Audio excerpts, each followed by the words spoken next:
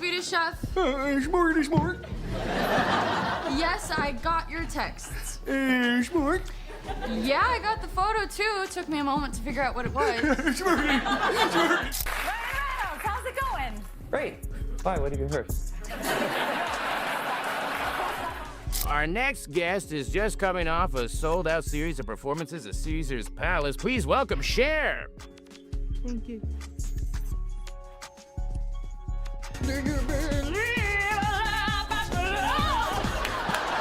For decades, Saturday Night Live has built its reputation by poking fun at powerful celebrities.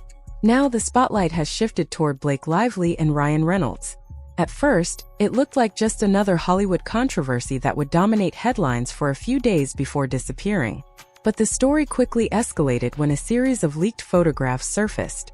According to the narrative, these images were especially damaging because Blake Lively's team had reportedly invested significant resources into keeping them out of public view. The leaked photos allegedly show Blake smiling, laughing, and posing alongside Harvey Weinstein. Other images also reportedly capture her spending time with Woody Allen in what appears to be a friendly and relaxed setting. As these pictures spread online, they fueled fresh debate and added another layer of controversy to an already high-profile situation. Best friend in the world. You know a Woody Allen movie, even though he jumps genres, his dialogue, his cadence, his music. So stepping into it, you have a good sense of what this filmmaker wants. The discussion then shifts to Harvey Weinstein, whose conviction and numerous public accusations from dozens of women have made him one of Hollywood's most controversial figures. The narrator argues that the dates attached to several photographs appear to conflict with the public image Blake Lively has presented during the controversy. The story traces these images back to the early years of her career. It references photographs from March 2009 that reportedly show Blake Lively leaving New York's Waverly Inn after a private dinner with Harvey Weinstein, accompanied by her then-boyfriend, Penn Badgley.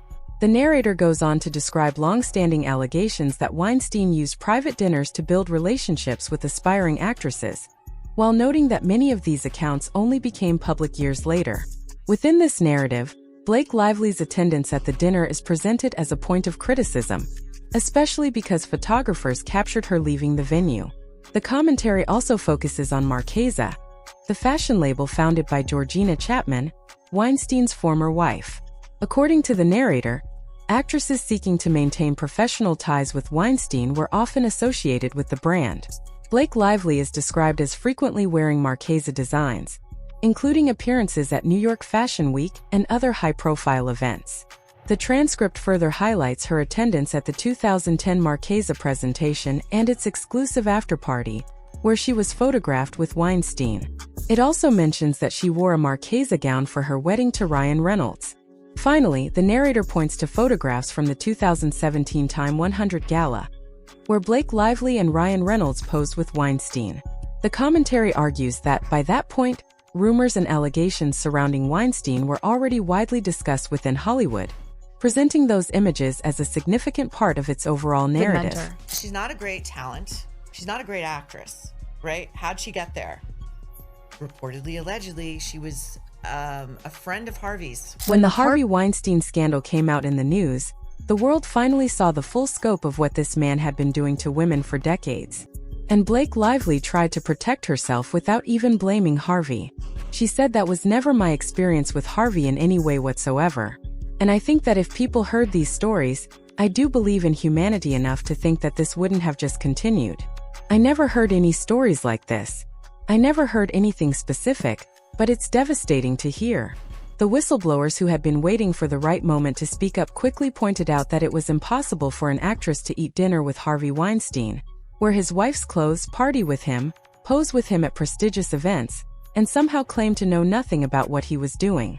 I mean, her behavior proved that she was aware and chose not to stand up for the victims because staying silent helped her career. Blake, while we have you here, I want to ask you about this avalanche of information that's coming out about Harvey Weinstein, because the question is, I mean, you're in the industry. How do you think Hollywood moves on from this point? How do you think it can seize this moment and turn it into something positive? I think it's important that we acknowledge that this isn't just Hollywood. This is so much more global, and it's not just, oh, guess what, this is what's happening to women suddenly. This has been happening since the beginning of time, but now people are finally finally talking about it. The narrator argues that the photographs involving Harvey Weinstein were only one part of the controversy. According to the commentary, another set of images drew attention to Blake Lively's connection with filmmaker Woody Allen, a figure who has long been surrounded by public allegations and controversy. The narrator contends that this association was viewed as even more significant because it involved not only public appearances, but also comments interpreted as supportive. The discussion then turns to Woody Allen, noting that he has faced long-standing allegations made by his adopted daughter, Dylan Farrow, allegations that he has consistently denied. The narrator suggests that these claims had already been widely known within the entertainment industry for years. The transcript goes on to highlight Blake Lively's decision to appear in Woody Allen's 2016 film Café Society. According to the narrator, by the time the movie entered production, the controversy surrounding Allen had already received substantial public attention, making her participation a point of criticism within the overall narrative. Industry. You would think twice before taking another part in a Woody Allen movie? I've already done a Woody Allen movie. Right. You know. But would you do another? No. As more and more actors who had previously collaborated with Woody Allen began distancing themselves, some even apologizing publicly, or saying they no longer wanted contact with him, Blake Lively took a very different path. Instead of stepping away, she accepted a role in Café Society, believing the opportunity would benefit her career. While promoting the film, Blake frequently appeared alongside Allen during interviews and public events. Photos from the press tour captured her smiling warmly at the director, looking at him with obvious admiration. To many observers, she appeared genuinely thrilled to be working with someone she clearly respected. That decision quickly drew criticism. Dylan Farrow publicly questioned Blake's support for Allen after the actress shared messages about standing with women. In response, Farrow wrote, "You worked with my Blake Lively. Am I a woman who matters too?" Her comment highlighted what critics viewed as a contradiction between Blake's public image and her professional choices. Reporters also repeatedly asked Blake about the long-standing allegations surrounding Woody Allen. By then, many actresses had chosen to express sympathy for alleged victims, or at least acknowledge the controversy. Blake, however, took another approach. Rather than distancing herself, she openly complimented Allen's work. During one interview, she described him as an experienced filmmaker who always knew exactly what he wanted, and said he was encouraging toward the actors he selected. Her supportive comments didn't stop there. At the Cannes Film Festival, after a comedian made a joke referencing Allen, Blake defended the situation, arguing that prestigious film festivals should remain respectful celebrations of cinema, and suggesting the joke felt inappropriate in that setting. As old interviews and promotional photos from Café Society resurfaced, many people began questioning the consistency of Blake's public advocacy. Critics wondered how someone who frequently spoke about supporting women could praise Allen while dismissing or criticizing those who referenced the allegations against him. To them, the images of Blake embracing Allen and speaking positively about him clashed with her later messaging about believing victims. The criticism centered on the idea that her support for women's causes appeared selective, surfacing most prominently when it aligned with her public image. Those skeptical of her actions argued that she knowingly prioritized a valuable career opportunity over taking a moral stand. In their view, professional ambition outweighed ethical concerns, and when scrutiny followed, she leaned on feminist messaging to defend herself rather than directly addressing the apparent contradiction. Accountability. They are my world, and I would do anything to protect them.